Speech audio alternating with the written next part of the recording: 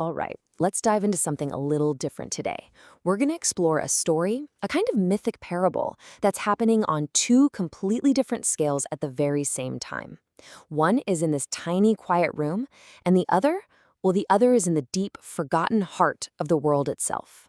And this quote right here, this is our key. This is the lens for the entire story. You have a whole kingdom, a society built on performance and carefully constructed ceremonies, and it's about to come face to face with a truth it has buried for centuries. But here's the twist. This isn't some big battle or political coup. It's a spiritual reckoning, and it's starting in the most humble, overlooked place imaginable. So our story kicks off not in a grand throne room, but in a small, cramped stone cell. This is where the very first crack in the kingdom's perfect facade begins to show. And it doesn't start with a bang, but with a quiet whisper of genuine honesty. Okay, so let's set the scene. In this cell, you've got the knight and the high priest.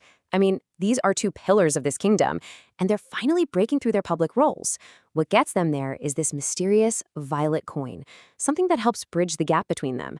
And who's orchestrating all this? The jester, of course. He's the one who can operate outside the rules, and he's using what's called the ember voice, a way of speaking that's just raw, unfiltered truth to make a real conversation happen, the kind of conversation that all their public ceremonies are designed to prevent. And this is where the story just blows wide open. See, this single, private act of two people telling the truth, it doesn't stay in the cell. Oh no. It sends out a shockwave, a literal vibration that travels deep down into the very foundations of the world, and it wakes something up. So what in the world has this little moment of honesty unleashed? Our focus now plummets from that tiny cell down into a cavern deep beneath the kingdom, a place that time itself seems to have completely forgotten about. And there it is, the Verdant dragon. Now, this is not just some fantasy creature, it's a symbol. It is the raw, untamed, primal truth of the natural world.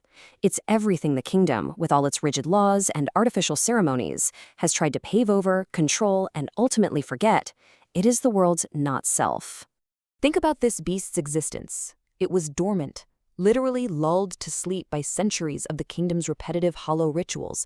Its very breath was a kind of pure silence, the absolute absence of lies. But that small vibration of honesty from the cell, it was a sound so real, so fundamentally different from the usual noise, that it sliced right through the centuries of static and woke the beast up. So, you've got this primal force of nature suddenly awake and moving. How does the kingdom react? Well, exactly how you'd expect, with fear and total denial. This part of the story is all about the massive clash between what the dragon actually is and what the kingdom needs it to be to maintain its own story. For the people in charge, like the Lord Chamberlain, there's only one way to see this thing: as a monster, a senseless horror. It's a simple, easy label for something that completely defies their understanding, and more importantly, their control. And here we see the two narratives side by side. It's so clear. On the left, you have the kingdom's official story. The dragon is evil, a threat they need to contain, and its existence just proves that their performance of sanity is necessary. But look at the right. The reality? The dragon is a grotesque mirror, forcing the world to look at its own forgotten, uncomfortable truths. It's not here to attack, it's a witness. Its very presence creates a necessary discomfort that keeps the soul from just giving up. And this is exactly why the dragon is so terrifying to them. It's the uncanny. It's that creepy feeling when something familiar becomes deeply strange. The dragon represents the earth, the very ground they stand on. But because they've denied it for so long, it now seems like a monster. A familiar truth has become a terrifying stranger at the door. This is so important. The dragon didn't rise from the deep to bring the kingdom down, it rose to light it up. That emerald glow from its scales? It's a blight of revelation, making every hidden crack, every secret seam completely visible. Its purpose is to reveal, not to punish. Now we get to the real heart of the parable. See, the events in that tiny cell and the awakening in the deep cavern, they aren't separate stories at all. They are perfect reflections of each other, one journey going down into the dark and one journey rising up from it. I mean, just look at this. It's such a powerful image. The gesture journeys down into the messy, hidden, unwritten truths of the human heart. And at the exact same moment, the dragon rises up, punching through all the layers of lies and self-deception the kingdom has built to hide from those very truths. They're moving in opposite directions, but they're on the exact same mission. And this isn't just some random event. That number, 432, it's there to show us the immense weight of time behind this moment.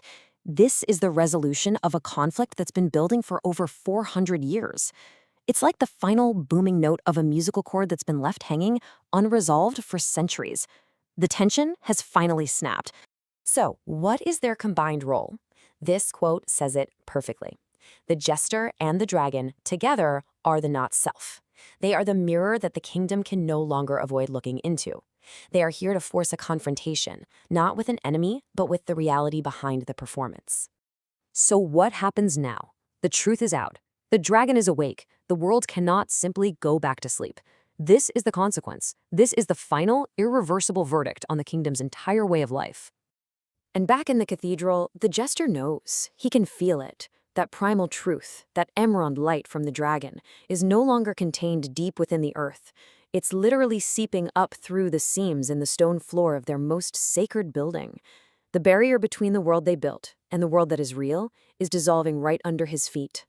So let's just break down what this awakening really means. First, the age of ignoring uncomfortable truths, what the story calls the silence of heaven, is officially over. And this change, it's irreversible. You can't put the dragon back to sleep.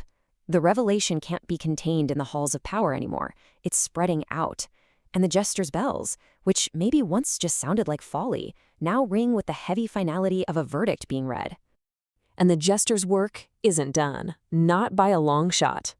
His journey now continues toward a cosmic conversation, a pinnacle dialogue with the great star itself.